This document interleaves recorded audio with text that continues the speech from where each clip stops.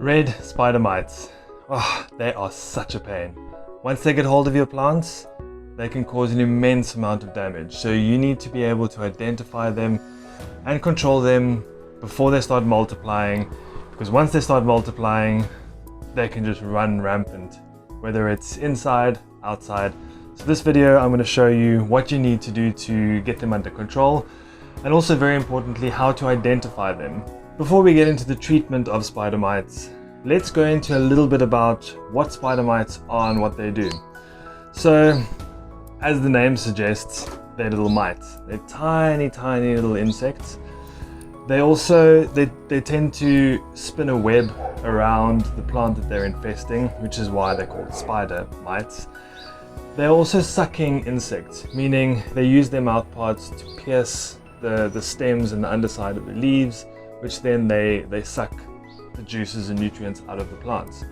What they do is they actually suck out the chlorophyll in the leaf, which is why if you have a red spider mite infection, the leaves will start going white. They'll have little spots of white on the top of the leaves, but they actually suck it from the bottom. And because of that chlorophyll that they're extracting, the green is losing its color, and that's how you quite easily identify red spider mites over something else.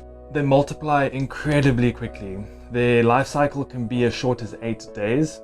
So when it comes to the prevention of red spider mites in your plants, you need to break cycles. It's not a one-time application and they're gone.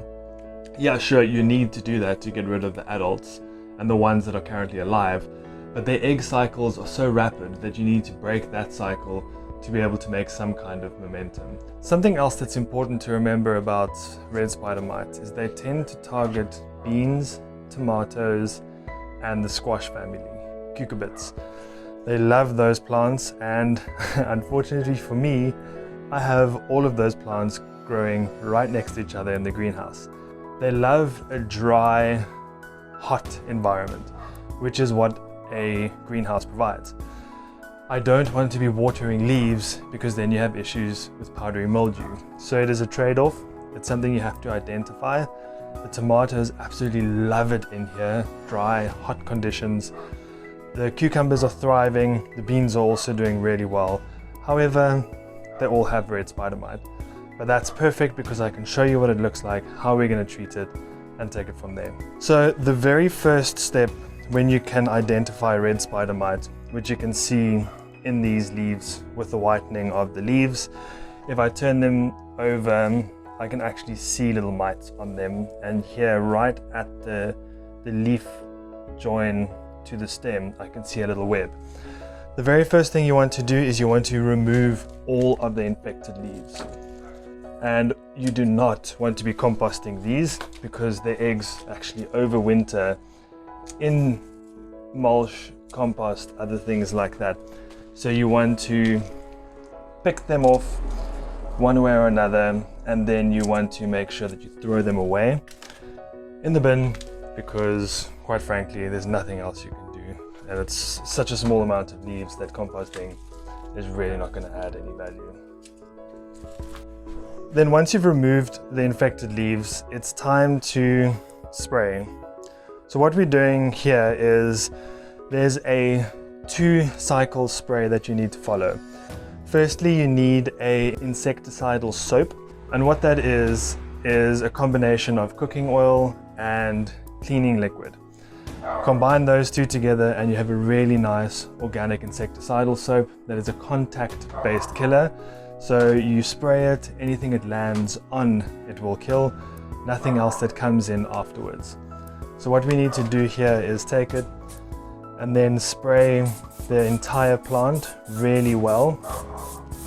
You want to spray the top, but you need to make sure you get the bottom. The bottom is where they live and multiply. So spray the top, great, but then make sure you get underneath and spray the plant from the bottom.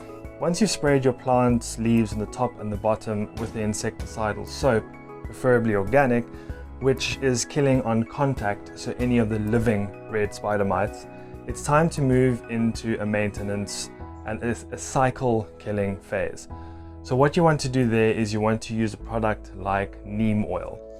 Neem oil is incredibly effective at breaking life cycle stages. So once you have killed the living red spider mites with your insecticidal soap, it's time to target all of the eggs and break that cycle. So neem oil is incredibly important. So I would be spraying the insecticidal soap today. Tomorrow I will do an application of neem, and then for the first 2 weeks I'm going to spray neem every 3 days, just to make sure that any hatchlings that come out I can get before they lay their next batch. So for 2 weeks I'll spray every 3 days, and then from there on I'll spray once every 2 weeks, just as a maintenance thing. Unfortunately, in environments where red spider mites thrive, you just need to get that maintenance going. Keep up the spraying, make sure that you're breaking cycles and you're not letting anything thrive. So the most important thing is maintenance spraying once you've got into that cycle. Now you know how to identify red spider mite, you know how to treat it initially, and you hopefully know how to prevent it long term and from coming back and infesting your plants again. Just quickly to recap, red spider mites sometimes appear as tiny little red mites. They make little webs on the joins and undersides of the leaves. They are sucking insects that suck the chlorophyll from the leaves, which result in little white spots on the leaves, ultimately the complete whitening and disintegration of the leaf. And they thrive in hot, dry environments, like a greenhouse. The only way that you can get this bug under control is firstly, remove all the infected leaves, or at least the really bad ones. Then spray an organic insecticidal soap, which is going to kill all the living red spider mites on contact. And then as a phase 2, move into a spray of neem oil, which is going to kill the eggs and break up the life cycle stage of the red spider mite.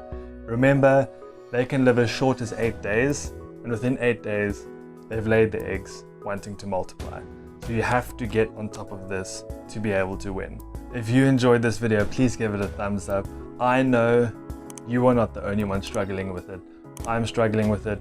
There are lots of questions about it. So share this knowledge so everyone can learn about red spider mites, how to identify them, how to treat them, and how to prevent them.